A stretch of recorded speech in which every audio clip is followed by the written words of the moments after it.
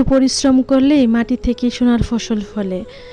পরিশ্রমই হচ্ছে সৌভাগ্যের প্রসূতি। এই যে কৃষকেরা এত পরিশ্রম করে, তার ফলাফল কিন্তু সুন্দর সবজি পাওয়া যায়, সুন্দর ধান চাল সবই পাওয়া যায়।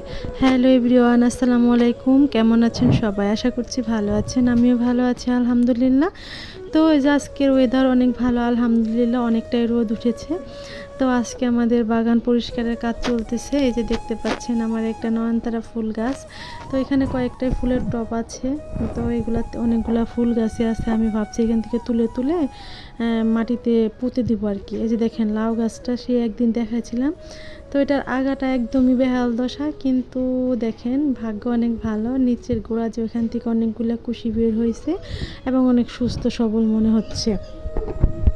তারপরে যে পাশে পাশে এই যে দেখেন ছোট ছোট অনেকগুলা করলা চারা হয়েছে। গত বছর আমাদের অনেক সুন্দর একটা করলা গাছ হয়েছিল, সেখান থেকে আমরা অনেক করলা খেয়েছিলাম। এই যে দেখেন এখানে একটা হচ্ছে হয়েছে কি জানি পেয়ারা চারা, এটা কিন্তু আমরা বুনি নাই, এমনি এমনি হয়েছে। তো এই যে দেখেন অনেক রোদ, কিন্তু তারপরেও মানে পরিষ্কার করতেছে। যে আমার হাজব্যান্ডের আজকে অফিস ছুটি, ওর আজকে অফিস নাই। তো বললো যে আজকে তোমার বাগানটা আমি একটু ক্লিন করে দিই। আর এই যে দেখেন এখানে কয়েকটা করলা গাছ আছে, কিন্তু এগুলা পুষ্টিহীনতায় ভুগতেছে।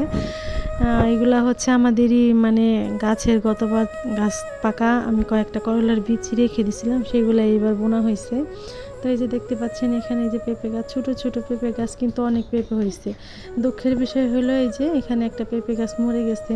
পেঁপে গাছটা মরার কারণ হলো কি, ওই বৃষ্টির মধ্যে এই গাছের গোড়ায় অনেক পানি জমে গেছিলো, যার কারণে এই পেঁপে গাছটার এরকম অবস্থা হয়েছে, পেঁপে গাছটা মরে গেছে। অনেক খারাপ লাগলো, যেহেতু অনেকগুলো পেঁপে আছে গাছে ছোট ছোট। তো যে কয়টা বড় সেগুলো তো আমি খাবো, ফেলবো না, খেয়ে ফেলবো সবজি রান্না করে। তো মোটামুটি অর্ধেকটা বাগানে ক্লিন হয়ে গিয়েছে। এই যে অনেকগুলো পেঁপে গাছে আছে বাগানে, কিন্তু কয়েকটা পেঁপে গাছ পুষ্টিহীনতায় ভুগতেছে, মানে বেশি বড় হয় নাই। বড় না হইলেও মানে পেঁপে ফলন মোটামুটি ভালোই হইতেছে।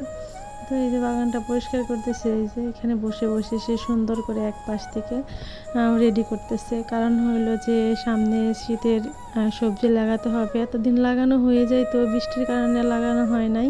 এই যে এখানে একটা সিম গাছের চারা লাগানো হয়েছে। তো দেখা যাক কি হয়।